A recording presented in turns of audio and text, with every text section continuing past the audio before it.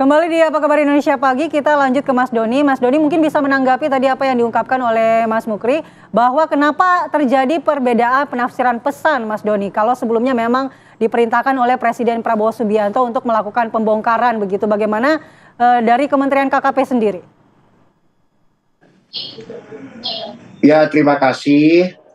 Saya udah nggak mau diskusi itu lagi ya.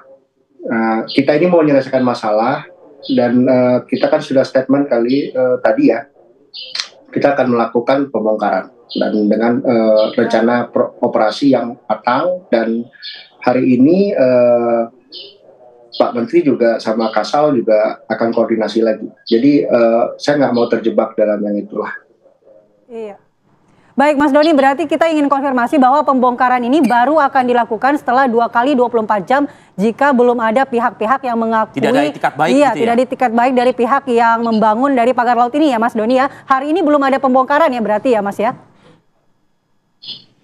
Ya kan, kita kan nggak bisa kita mikir hari ini bongkar terus langsung bongkar. Kita ngerahin kapal kita di mana-mana loh Mbak. Gitu loh. Kenapa makanya waktu 2 kali 24 jam? Kita kan harus koordinasi, kontak lagi. Hari ini Pak Menteri ketemu Kasal nih, ya pagi ini. Terus nanti harus kontak juga, koordinasi sama Polair. Ini kita tuh maunya datang, nggak perlu sampai waktu minggu-mingguan lah, 2 hari 3 hari selesai. Mbak pilih mana? Dibongkar sekarang tapi kerjanya lama, atau dibongkarnya dengan perencanaannya matang, dengan logistik yang efektif, efisien, armada yang cukup, nggak perlu lama-lama. Kan TV One kan juga kasihan. Saya lihat reporternya TV One waktu kemarin live pembongkaran kan, itu mana kirimnya cewek lagi, itu kasihan kan, panas-panasan gitu lama-lama di laut. Nah kita pengennya cepet gitu loh. Nah jadi kita ini pengen semuanya kerja cepat, tepat, dan terukur. Nah, gitu. Tapi kita kan sudah mengirimkan ini nih statement yang jelas. Kita akan bongkar gitu loh. Mau dia ngaku atau nggak ngaku. Kalau dia ngaku itu lebih enak lagi. Dia yang bongkar. Dia suruh bayarin dibongkar. Karena undang-undangnya ngomong gitu. Setuju juga sih kalau misalnya pihak yang bertanggung jawab itu yang membongkar, karena biayanya dia yang tanggung ya, bukan lagi negara yang menanggung biaya pembongkaran yang cukup banyak begitu, karena 30 km. Mas Doni, tapi sejak penyegelan dilakukan oleh Kementerian KKP kan sudah dilakukan tentunya penyelidikan. Mengarah kemanakah penyelidikan saat ini, Mas Doni? Nah ini saya luruskan ya, yang saya lihat publik itu kan lebih kepada unsur pidananya. Sementara kami itu di Undang-Undang Cipta Kerja, kami itu sanksi administratif, jadi berupa denda. Sanksi administratif dan denda ini berlaku ke entitas yang berbentuk badan hukum. Bukan kita nggak harus carinya itu, jadi teknik pendekatannya beda nih, gitu loh. Kalau pidana itu bisa paksa panggil dan sebagainya tadi itu yang harapan Bapak tadi itu. Makanya kami dengan ada kelompok masyarakat melakukan aduan ke aparat penegak hukum, polisi. Nah ini kan biar terang benderang semua gitu. Baik. Oke, artinya yang bisa dilakukan KKP adalah mungkin apa tadi? Mencabut izin dari badan usaha gitu ya? Itu kalau dia memang itu di undang-undangnya, pencabutan izin, menyuruh restorasi atau membongkar gitu loh. Baik. Yang terberat itu adalah sanksi pencabutan izin gitu ya Mas Doni ya? Mas Fadil harus paham, KKP ini menegakkan perizinan PKKPRL.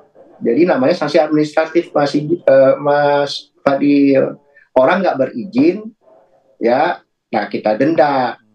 Nah, di undang-undang itu bilang selain denda bisa penghentian paksa, ya kan. Nah, ini sudah kita lakukan nih. Kita cari orangnya gitu loh. Siapa orangnya, siapa badan hukumnya gitu loh.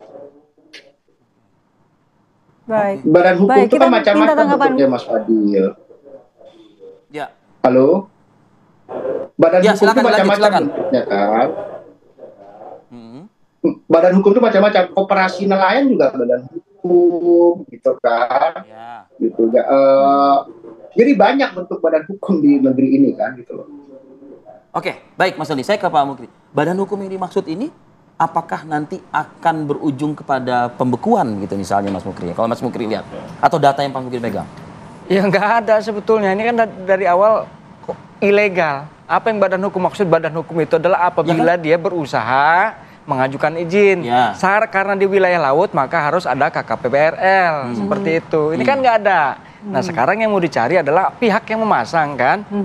Nah sekarang diundang diminta keterangan padahal mereka sudah ngaku. Nggak perlu lagi diundang, panggil aja, turunin.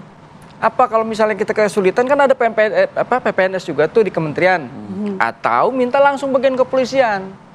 Jadi langsung aja sidik lidik. Jadi Anda mempertanyakan kenapa harus manggil baru dilakukan Betul. Nah bukti-buktinya dipanggil aja, minta waktu diundur. Terus siapa orang ini? Kalau kata Mas Doni kan itu sebenarnya bisa masuk ke ranah pidana, apalagi kalau ada laporan masyarakat. Lah itu dia. Jadi nggak ada yang sulit sebetulnya.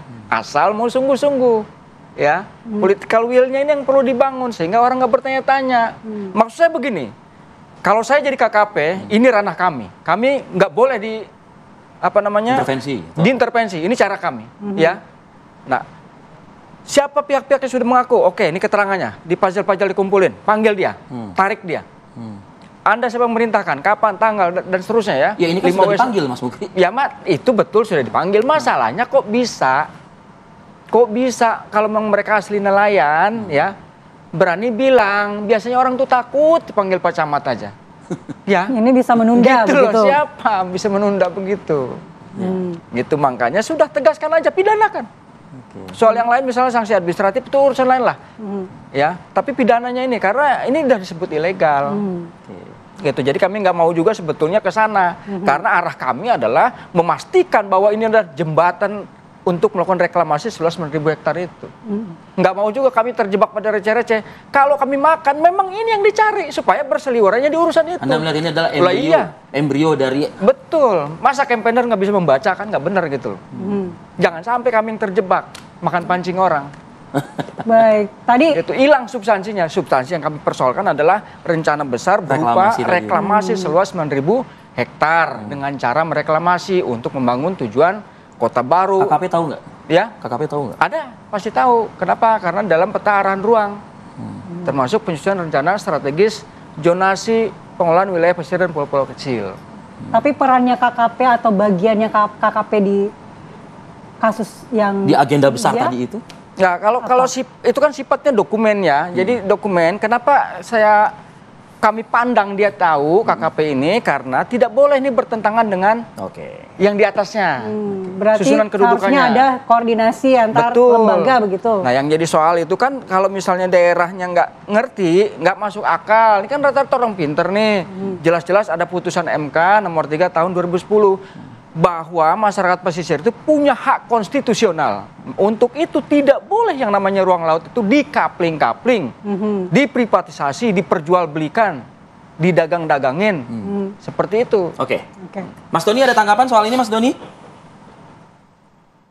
Saya nggak ada tanggapan karena beliau sebenarnya kayaknya ada skenario untuk bukan ke KKP sebenarnya Bapak Mukri. Jadi silakan aja Pak, kalau yang itu sebenarnya kan Bapak juga paham wewenangnya KKP ada di mana. Bapak kan walhi ya. Ya ini kan lintas kementerian Pak semuanya. Jadi saya menghargai aja pendapat Bapak. Baik kalau gitu. Terima kasih Mas Doni Ismanto, staf khusus Menteri KKP bidang komunikasi, informasi dan juga publik atas waktunya pagi ini. Kita apresiasi Mas Doni pernyataan pagi ini untuk kami di TV One. Mas Doni selamat bertugas kembali. Sehat selalu Mas Doni. Sehat selalu Mas Doni. Terima kasih. Oke, atas waktunya dia Terima kasih ya atas waktunya ya. Sama-sama. Baik.